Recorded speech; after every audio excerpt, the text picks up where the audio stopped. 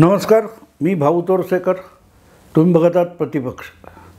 मित्रांनो, सुरुवातीलाच एक स्पष्ट करून टाकतो की मी हा व्हिडिओ बुधवारी बनवतो आहे आणि त्यामुळे गुरुवारी जी निवडणूक आयोगामध्ये राष्ट्रवादी काँग्रेस पक्षामध्ये फूट पडलेली आहे त्याच्यावर प्रत्यक्ष सुनावणी होण्यापूर्वी, निर्णय तर खूप लांबची गोष्ट आहे, प्रत्यक्ष सुनावणी सुरू होण्याच्या आधी मी हे बोलतो आहे. कारण त्याविषयी शरद पवारांच्या किंवा सुप्रियाताई सुळे यांच्या बाजूची काय म्हणतात तो युक्तिवाद हा गुरुवारी होणार होता आणि त्याच्या जवळजवळ मला असं समजा की 20 तास आधी आदल्या दिवशी मी बोलतो आहे. त्यामुळे तिथे प्रत्यक्ष युक्तिवाद काय होईल हा नंतरचा विषय. आज मी एवढंच म्हणेन की त्यासंबंधी बोलताना मला जे काही या विषयाचं आकलन झालं आहे ते मला समजावंसं वाटतं. कदाचित हा व्हिडिओ तुम्ही ऐकाल तेव्हा ती पहिली सुनावणी गुरुवारची झालेलीसुद्धा असेल. पण सांगायचा हेतू असा आहे मित्रांनो की लागोपाठ महाराष्ट्रातल्या दोन मोठ्या पक्षांमधली जी फाटाफूट झाली त्याविषयी कुठला पक्ष अधिकृत आणि कुठला पक्ष फुटीर गट हे ठरवण्याची वेळ निवडणूक आयोगावर आलेली आहे. जो काय बट्ट्याबोळ शरद पवारांनी आणि उद्धव ठाकरे यांनी हातात हात घालून 4 वर्षापूर्वी केला की विधानसभेमध्ये सामान्य मराठी मतदाराने स्पष्टपणे कौल दिला होता की दोन्हीही काँग्रेसना म्हणजे नॅशनलिस्ट काँग्रेस आणि काँग्रेस या दोनही पक्षांना मतदाराने साफ झिडकारलं होतं आणि विरोधी पक्षात त्यांनी बसावं आणि शिवसेना भाजप युतीने सत्तेत बसावं असा जो कौल दिला होता तो पायदळी तुडवून अक्षरशः लूटमार वाटमारी करावी त्याप्रमाणे जे आमदार निवडून आले होते त्यांची गोळाबेरीज करून जनतेने नाकारलेल्या लोकांना उद्धव ठाकरे आणि शरद पवारांनी सत्तेत बसवलं होतं. त्यातून जो बट्ट्याबोळ राजकारणाचा झाला तो अजूनही निस्तरला जात नाही आहे. हे सगळ्यात पहिलं लक्षात घ्या की हा विषय एका बाजूला विधानसभेच्या अध्यक्षांसमोर शिवसेनेच्या अपात्र आमदारांचा विषय टांगलेला आहे, दुसरीकडे अजितदादा त्यांचा पक्ष टांगलेला आहे, खेरीज त्यांच्या पक्षाच्याही पात्र अपात्र आमदारांचा विषय येऊ घातलेला आहे. आणि अशा वेळेला शरद पवारांनी आपल्या नेहमीच्या स्टाईलने पत्रकारांना खोडे बनवण्याचा जो उद्योग केला होता त्याचा बुडबुडा फुटलेला आहे. याचं कारण मित्रांनो असं की ज्या दिवशी म्हणजे 2 जुलै या दिवशी राष्ट्रवादी काँग्रेस पक्षाच्या आमदारांमध्ये फूट पडली. अजितदादांच्या नेतृत्वाखाली 54 पैकी 53 पैकी 40 आमदार हे शरद पवारांचं नेतृत्व झुगारून भाजप शिंदे यांच्यासोबत सरकारमध्ये सामील झाले. त्यांना 8 मंत्रिपदं आणि 1 उपमुख्यमंत्रीपद देण्यात आलं. आणि त्यानंतर जे काय राजकारण रंगायला लागलं त्यामध्ये शरद पवारांनी आपणच कसे भिलंदर राजकारणी आहोत हे दाखवण्यासाठी आपण कोर्ट कचेऱ्या करणार नाही असं सांगून हात झटकलेले होते. आणि त्याचं कारण होतं की 1.25 वर्षापूर्वी ज्यावेळेला शिवसेनेमध्ये फाटाफूट झाली आणि त्यानंतरही कसं उभं राहायचं हे सांगताना शरद पवारांनी एक मोठं काय म्हणतं उदात्त भूमिका मांडली होती की पक्ष फुटला, चिन्ह झालं, एका पक्षाला मागणी काय ती असेल मान्य झाली की नवं नाव नवं चिन्ह घेऊन कामाला लागायचं असतं. मला वाटते ती गोष्ट तर फार जुनी नाही, 10 महिन्यापूर्वीची आहे. फेब्रुवारी किंवा असं कधीतरी गोष्ट आहे की ज्या वेळेला निवडणूक आयोगाने एकनाथ शिंदे यांच्या गटाला अधिकृत शिवसेना म्हणून मान्यता दिली. त्यानंतर जो अक्षरशः भावनिक स्फोट उद्धव ठाकरे यांच्या गोटात झाला त्याला समजवण्यासाठी शरद पवारांनी वक्तव्य केलं होतं की या कोर्ट कचेऱ्या करून, कारण त्याला परत निवडणूक आयोगाच्या त्या निर्णयाला उद्धव ठाकरे यांच्या वतीने सुप्रीम कोर्टात आव्हान दिलं गेलं होतं. तेव्हा या कोर्ट कचेऱ्या करण्यापेक्षा नव्याने पक्षाच्या उभारणीला सुरुवात करणं आणि आपल्याला त्या कामाला जुंपून घेणं आवश्यक आहे, हे मोठ्या उदात्त भाषेमध्ये शरद पवारांनीच समजवलं होतं. त्यामुळे मार्च, एप्रिल, मे, जून, जुलै अवघ्या 4.5 महिन्यात आपल्याच पक्षात अशी फूट पडली आहे. तर मग आपण काय करायचं? जे शहाणपण उद्धव ठाकरेंना शिकवलं ते विसरून आपणही हातपाय आपटायचे का, याची लाज वाटत होती. म्हणून 3 का 4 जुलैला शरद पवारांनी सरळ सांगून टाकलं की ठीक आहे, मी काय कोर्ट कचेऱ्या करणार नाही. म्हणजे अजितदादा जरी म्हणाले की पक्ष फुटला आहे आणि त्यांनी तसा दावा केला, तर आपण त्यासाठी वकील आणि युक्तिवाद उभे करून तो फुटलेला पक्ष वाचवण्याचा प्रयत्न करणार नाही. नव्या ताकदीने, नव्या उमेदीने परत पक्षाची उभारणी करीन, अशी सगळी वक्तव्य ही 3 किंवा 4 जुलैला शरद पवार करत होते. आणि इथे लक्षात घ्या की नेहमी दुसऱ्यांना हातोहात उल्लू बनवून मिश्किल हसून दाखवणारे शरद पवार हे स्वतः उल्लू बनले होते. हे लक्षात घ्यायला पाहिजे मित्रांनो, हे लक्षात घ्यायला पाहिजे की जे शरद पवार कायम सगळ्यांना मूर्ख समजतात आणि आपणच कसे चतुर आणि मुरब्बी आहोत, मुत्सद्दी आहोत हे दाखवण्याचा प्रयत्न करतात, त्यांना स्वतःच्या पक्षात पडलेली फूट याचा अंदाज आलेला नसावा, किंवा माहिती असूनसुद्धा ते नाटकं करत होते. आणि त्यांनी काय सांगितलं की मी कोर्ट कचेऱ्या करणार नाही. पण ज्या वेळेला निवडणूक आयोगाकडून त्यांच्या गटाला नोटीस आली, त्यावेळेला त्यांना कोर्टात आपली बाजू मांडायला जावं लागतं. निवडणूक आयोग हा सुद्धा एक प्रकारे निमन्यायी काय ते न्यायालय म्हणावं, निम्न न्यायालय अशा स्वरूपाचा कायदेशीर निर्णय देणारं प्राधिकरण आहे. त्यामुळे त्याच्यासमोर न्यायाधिकरण आहे, त्याच्यासमोर शरद पवारांना जाणं भाग होतं. सुप्रियाताईंनी मखलाशी करून बघितली, पक्षात फूट पडलेली नाही, आमच्यातला एक गट सत्तेत सहभागी झालेला आहे. तुम्ही अग्रलेख लिहित नाही आहात किंवा व्हिडिओ बनवत नाही आहात. कायदेशीर गोष्टी ह्या भक्कम पुराव्याच्या आधारावर चालत असतात, स्वीकारल्या किंवा नाकारल्या जात असतात.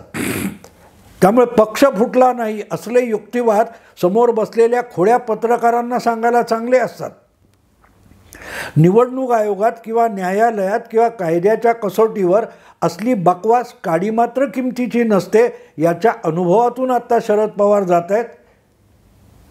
कारण आपण कोर्ट कचेऱ्या करणार नाही असलं जे काय शहाणपण शरद पवार सांगत होते, तेव्हा आपल्याकडून काय घोडचूक झाली याचं भान आत्ता शरद पवारांना येते. ह्याची पहिली सुनावणी झाली तेव्हा मोठ्या उत्साहात शरद पवार तिकडे जाऊन बसले होते आणि अजितदादा गटाकडच्या वकिलांनी जे काही तिथे युक्तिवाद केले त्यामुळे सुप्रियाताई किती खवळल्या होत्या हे नंतरच्या त्यांच्या एका भाषणातून आपल्याला बघायला मिळालं की त्या वकिलाचाच आता करेक्ट कार्यक्रम करून टाकते तो शरद पवार. सुप्रियाताईंना एवढं कळत नाही की इंग्रजीमध्ये अरे आणि अहो असा फरक नसतो, सगळे एकेरी उल्लेखच असतात. फादर याचा अर्थ एकेरी उल्लेख नसतो. तो मराठी भाषेत आदरार्थी एकवचन आणि आदरार्थी अनेक वचन वापरलं जातं, तसा प्रकार इंग्रजी व्याकरणात नाही. पण सुप्रियाताईंना कोण समजवणार, त्या सैरभैर झालेल्या आहेत. त्यामुळे त्या थेट निवडणूक आयोगामध्ये ज्या कुणा वकिलाने अजितदादांची बाजू मांडली तो शरद पवार म्हणाला म्हणून त्याचा करेक्ट कार्यक्रम करायला निघाल्या होत्या. आणि नेमका करेक्ट कार्यक्रम त्यांनी कोणाचा केला आहे त्याचा अजूनही पत्ता लागलेला नाही. पण परत सुप्रियाताई आता निवडणूक आयोगात त्या सुनावणीसाठी जितेंद्र आव्हाडांना सोबत घेऊन हजेरी लावत असतात, पण करेक्ट कार्यक्रमाची काय माहिती देत नाहीत. असो, आता शरद पवार किंवा सुप्रियाताई या सगळ्या निवडणूक आयोगाच्या सुनावणीत उल्लू बनलेत का हे बघणं आवश्यक आहे. मित्रांनो, पुढच्याच ठेस मागचा शहाणा असं म्हणतात. हे जर शरद पवारांनी शिवसेना फुटल्यानंतर लक्षात घेतलं असतं तर त्यांच्या पक्षामध्ये असा दुभंग झाला नसता दुभंग झाला.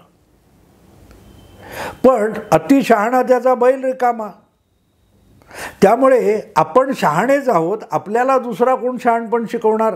दुसऱ्याच्या मूर्खपणात झालेलं नुकसान बघून आपण शिकण्याची काय गरज आहे? ही जेव्हा भावना डोक्यात सुप्रियाताई किंवा शरद पवारांच्या असेल तर ते कुठे चुकत आहेत हे सांगायचं धाडस त्यांना कोणी करू शकत नाही. त्यामुळे व्हायच्या त्या चुका होऊन गेल्या.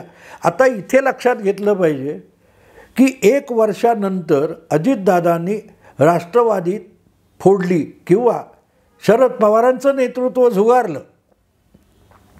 पण तो सगळा घटनाक्रम जो आहे तो त्याच्या आधी जवळजवळ 1 वर्ष होऊन गेलेला होता. 20 जून 2022ला एकनाथ शिंदे काय 25-27 आमदार घेऊन सुरतला गेले, तिथून गुवाहाटीला गेले, बाकीचे आमदार एक एक करून गुवाहाटीला गेले आणि अशा रीतीने शिवसेनेच्या 40 आमदारांनी उद्धव ठाकरे यांचं नेतृत्व झुगारलं. आणि ज्या वेळेला बाहेर पडलेल्या आमदारांना अपात्र ठरवण्याची विधानसभा उपाध्यक्षांकडून खेळी उद्धव ठाकरे खेळले, त्यानंतर घाईगर्दीने आपल्या आमदारक्या वाचवण्यासाठी शिंदे गटाच्या त्या आमदारांना कोर्टात धाव घ्यावी लागली. आता इथे एक गंमत लक्षात घेतली पाहिजे की ज्या वेळेला अशी परिस्थिती आली तेव्हा फक्त सुप्रीम कोर्टात जाऊन चालणार नाही, तर निवडणूक आयोगात जाऊनसुद्धा आपणच खरी शिवसेना आहोत हे दाखवणं आवश्यक आहे. हे एकनाथ शिंदे यांच्या लक्षात आलं होतं आणि त्यामुळे ज्या सगळ्या फाटाफुटीमध्ये कायदेशीर तरतुदींचा आधी अभ्यास केलेला होता त्यात एक त्रुटी राहून गेली होती. ती त्रुटी अशी की आपण वेगळे झालो तरी आमदार म्हणून वेगळे झाल्यानंतर 2/3 आमदारांना दुसऱ्या पक्षात विलीन व्हावं लागतं. आपण विलीन झालेलो नसू आणि आपणच ओरिजिनल पक्ष आहोत असा दावा करायचा असेल तर आधीपासून तसा दावा निवडणूक आयोगात ठोकावा लागतो. तो दावा एकनाथ शिंदे यांच्या गटाकडून शिवसेनेच्या बाबतीत केला गेलेला नव्हता. त्यामुळे मोठमोठे युक्तिवाद झाले की पक्षातला प्रमुख नेता म्हणून आपली निवड झाली आहे हे पुढच्या कोर्टबाजी नंतर एकनाथ शिंदेंनी निवडणूक आयोगाकडे सांगितलं होतं. पण तेवढी एक त्रुटी सोडली तर बाकी एकनाथ शिंदे गटाच्या प्रत्येक खेळीमागे वकिलाचा बारकाईने अभ्यास आणि तपास आणि सल्ला वापरला गेला होता आणि त्यानुसार एक एक पाऊल टाकलं गेलं होतं. फक्त निवडणूक आयोगामध्ये प्रत्यक्ष काही कृती करण्याच्या आधी आपणच पक्ष आहोत हा दावा केला गेला नव्हता. ज्या वेळेला हे लोक दुसऱ्या पक्षात विलीन होत नाही असं दिसलं त्यावेळेला हा सगळा विषय निवडणूक आयोगाकडे गेला.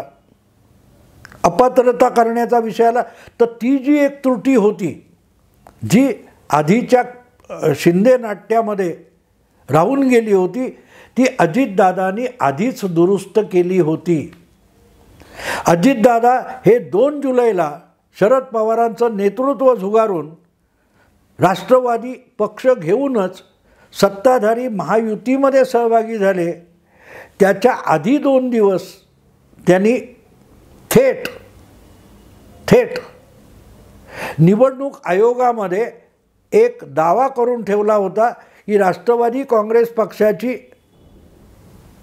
नवी कार्यकारी समिती निवडण्यात आली आहे, नवं नेतृत्व निवडण्यात आलं आहे आणि नव्या निवडीनुसार रीतसर झालेल्या घटनात्मक निवडणुकीनुसार अजितदादा पवार हे पक्षाचे सर्वोच्च नेते आहेत आणि त्यांची ही कार्यकारिणी आहे. हे निवडणूक आयोगामध्ये आधीच अजितदादांकडून 30 जूनला गेलं होतं ज्याचा पत्ता शरद पवारांना सुप्रियाताईंना नव्हता. अर्थात शरद पवारांनी त्याच्या आधी दिल्लीमध्ये एक सगळ्या प्रदेश अध्यक्षांची बैठक घेऊन स्वतःला पुन्हा एकदा अध्यक्ष असल्याची घोषणा केली होती, पण तोपर्यंत त्यांचा पक्षच मुळात राष्ट्रीय पक्ष राहिलेला नव्हता. त्यामुळे त्यांचे प्रादेशिक अध्यक्ष काय निवड करतात याला काडीचा अर्थ नव्हता. तर जी घटना आहे त्या घटनेनुसार जी कार्यकारिणी होती त्यामध्ये प्रस्ताव पास करणं आवश्यक होतं, तो झालेला नव्हता. पण ती सगळी चतुराई अजितदादांनी पक्षांतर करण्यापूर्वी किंवा शरद पवारांचं नेतृत्व झुगारण्यापूर्वी ती औपचारिकता कायदेशीर पातळीवर पूर्ण केली होती. त्याची माहिती निवडणूक आयोगाला सुद्धा कळवली होती. म्हणजे 30 जूनला हा पक्षांतर्गत फेरबदल अजितदादांनी निवडणूक आयोगाला कळवला होता आणि त्यानंतर 2 दिवसांनी म्हणजे 2 जुलैला अजितदादांनी उघडपणे आपल्या 40 आमदारांसकट हा महायुतीत जाण्याचा निर्णय घेतला. आणि तुम्हाला आठवत असेल तर आजसुद्धा शरद पवारांच्या सोबत राहिलेले अमोल कोल्हे नावाचे लोकसभेतील राष्ट्रवादीचे खासदार त्या राजभवनातल्या शपथविधीला हजर होते.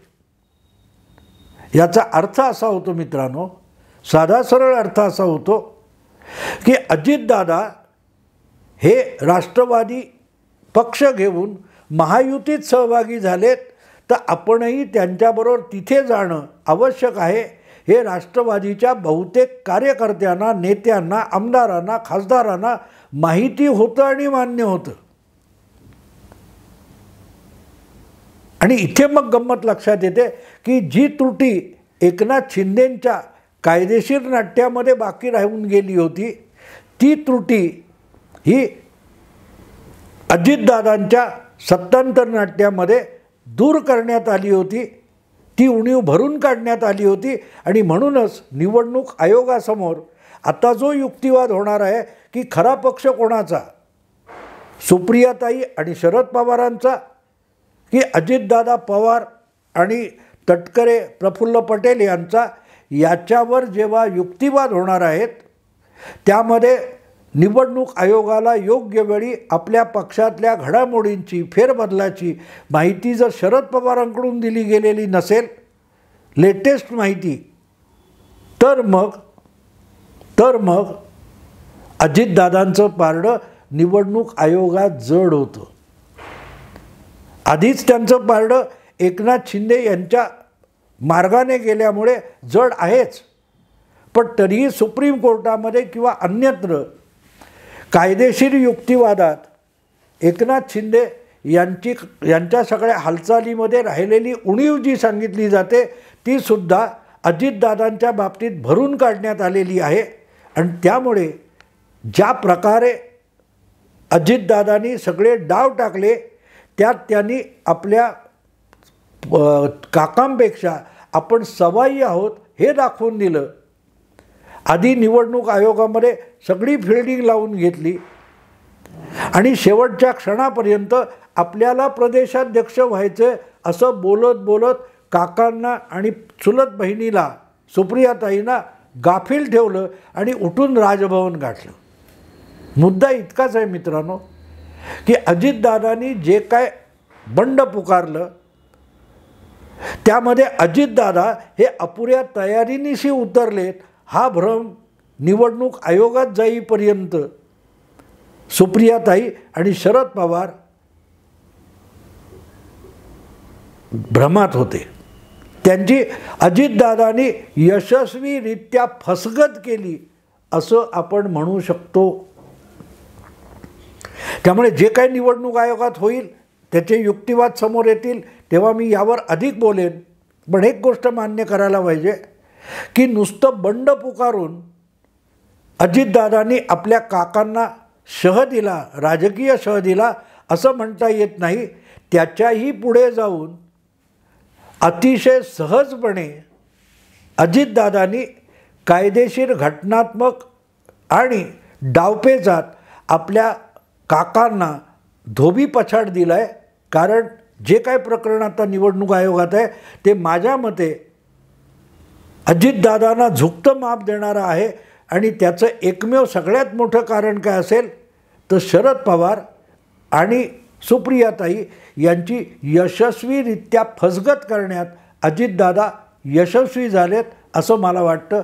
आत्ता इथेच थांबतो. आवडलं लाईक करा, शेअर करा, सबस्क्राईब करा. नमस्कार.